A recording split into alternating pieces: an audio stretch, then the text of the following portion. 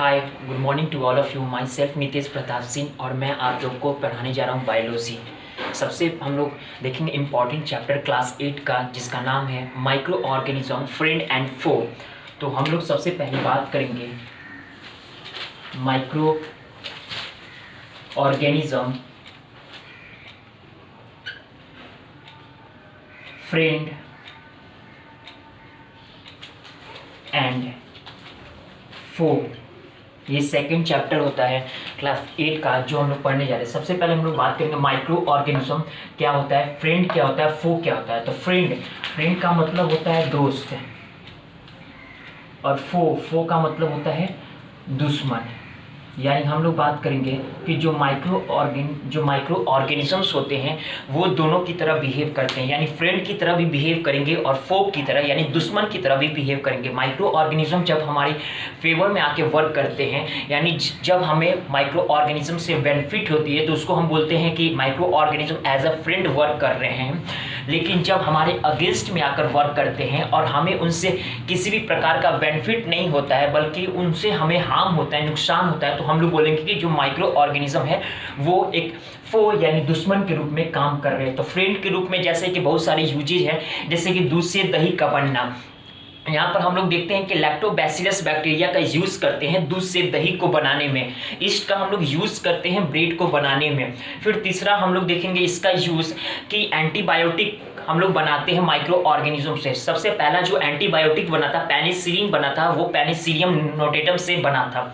तो यहाँ पर हम लोग देखें तीनों के तीनों जो यूजेस है वो हमारे फेवर में आकर हो रहे हैं, यानी हमें इससे बेनिफिट हो रहा है। तो इसलिए यहाँ पर हमारे माइक्रो ऑर्गेनिज्म जो है एज अ फ्रेंड वर्क कर रहे हैं। जबकि अगर फो के रूप में बात करेंगे तो माइक्रो ऑर्गेनिज्म से हमें बहुत सारी डिजीज होती है, जैसे कि बात करेंगे कोलेरा, टाइफाइड, सैल्मोनेला टाइफिस से होता है, कोलरा विब्रियो कॉलेरा से होता है, कॉमन कोल्ड राइनोवायरस से होता है। फिर हम लोग बात करेंगे निमोनिया, हीमोफिलस इन्फ्लुएंजा और स्टेप्टोकोकस निमोनी बैक्टीरिया से होता है, एड्स HIV वायरस से होता है, तो टिटनस क्लोस्ट्रीडियम टिटानी से होता है। तो ये बहुत सारे बैक्टीरिया और वायरस से जिसके कारण हमें अलग अलग प्रकार के डिजीज होती है। फिर हम लोग दूसरा देखते हैं इसका मिसयूज या बोल सकते हैं डिसएडवांटेजेस की। गर्मी के दिनों में हम लोग देखते हैं कि जो फूड होता है वो फूड स्पॉइल कर जाता है, क्योंकि गर्मी के दिनों में इन्हें फेवरेबल कंडीशन मिलती है, जिसके कारण ये इसलिए जो बैक्टीरिया होते हैं वो रिप्रोड्यूस कर पाते हैं। तो आसानी से रिप्रोड्यूस कर पाने के कारण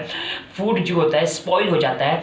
तो यहाँ पर जो बैक्टीरिया यानी माइक्रो ऑर्गेनिजम्स है वो हमारे अगेंस्ट में आकर वर्क कर रहे हैं, इसलिए हम लोग बोलेंगे माइक्रो ऑर्गेनिज्म यहाँ पर हमारे लिए दुश्मन के रूप में काम कर रहे हैं।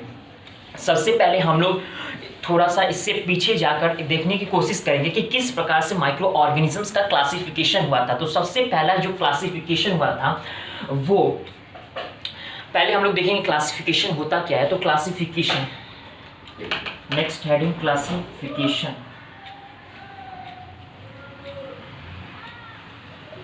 क्लासिफिकेशन वो प्रोसेस है जिसमें किसी भी स्पीसीज और किसी भी ऑर्गेनिजम्स के कैरेक्टर्स को हम ऑब्जर्व करके अपने कन्वीनियंस के अनुसार उसको कैटेगोराइज करते हैं डिफरेंट कैटेगरी में, उसको हम क्लासिफिकेशन बोलते हैं। क्लासिफिकेशन हम क्यों करते हैं? क्लासिफिकेशन हम लोग इसलिए करते हैं ताकि हमें कोई भी चीज़ पढ़ना आसान हो जाए, इसलिए हम क्लासिफिकेशन करते हैं ताकि इजी हो जाए स्टडी करने के लिए।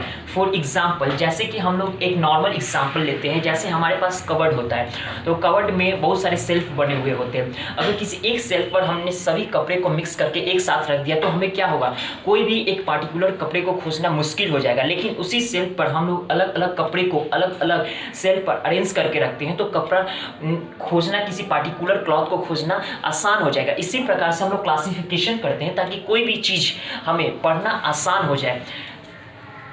सबसे पहला जो क्लासिफिकेशन आया था वो फूड, शेल्टर और क्लॉथिंग के आधार पर आया था। यानी सबसे पहला जो क्लासिफिकेशन था वो food, shelter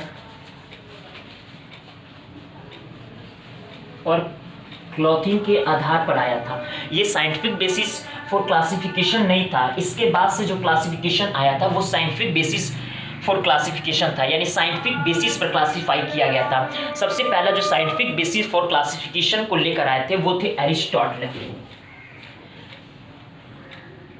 first scientific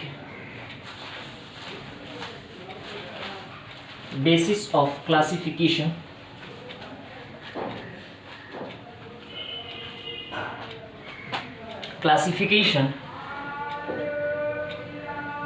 given by Aristotle. इन्होंने क्या किया, इन्होंने प्लांट को 3 पार्ट में डिवाइड किया था। प्लांट को डिवाइड किया ट्री, श्रब्स और हर्ब्स में, और एनिमल्स को 2 पार्ट में। एक तो वो जिनके पास रेड ब्लड होते हैं उनको इन्होंने इनेमा कहा, और दूसरे वो जिनके पास रेड ब्लड नहीं होते हैं उनको इन्होंने एनीमा कहा। उसके बाद 2 किंगडम सिस्टम ऑफ क्लासिफिकेशन को लेकर आया कैरोलस लिनियस ने, जिसको हम फादर ऑफ एक्सोनॉमी बोलते हैं। यानी इसके बाद नेक्स्ट आता है 2 किंगडम सिस्टम ऑफ